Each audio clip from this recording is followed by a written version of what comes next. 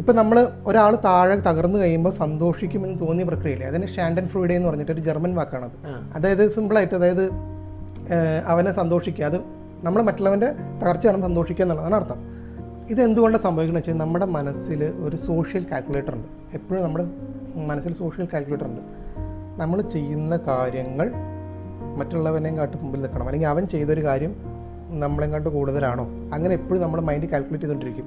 അത് നല്ല വശമാണ്, ചീത്ത വശമാണ്. നല്ല വശം എന്ന് പറയുന്നത് നമ്മൾ എല്ലാവരും ചെയ്യുന്ന കാര്യത്തിൽ നിന്ന് വ്യത്യസ്തമായി ചിന്തിച്ചിട്ട് അതിൽ ബിൽഡ് ചെയ്ത് ഗ്രോ ചെയ്ത് ഇപ്പോൾ ടോപ്പിൽ നിൽക്കുന്ന ആൾക്കാർ, അതാണ് 1% ആൾക്കാർ.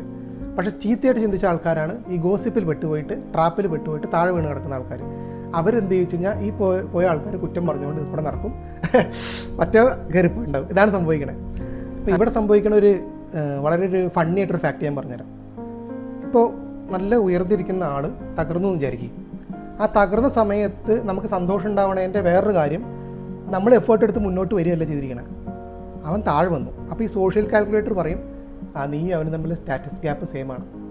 നേരത്തെ എന്ന് പറഞ്ഞൊരു ഗ്യാപ്പ് ഉണ്ടായിരുന്നു, അവൻ ഉയർന്നു നിൽക്കുന്നു, ഞാൻ നിൽക്കണം. പക്ഷേ തകർന്നു കഴിഞ്ഞപ്പോൾ നമ്മൾ ഉയർന്നിട്ടില്ല. സത്യം പറഞ്ഞാൽ നമ്മുടെ എഫേർട്ട് എടുത്തൊന്നും ചെയ്തിട്ടില്ല, പക്ഷെ നമ്മൾ സ്റ്റാറ്റസ് ഗ്യാപ്പ് കാൽക്കുലേറ്റ് ചെയ്യും. അപ്പോൾ നമ്മൾ സെയിം ആണ്, അതുകൊണ്ട് ഞാൻ സന്തോഷവാനാണ്.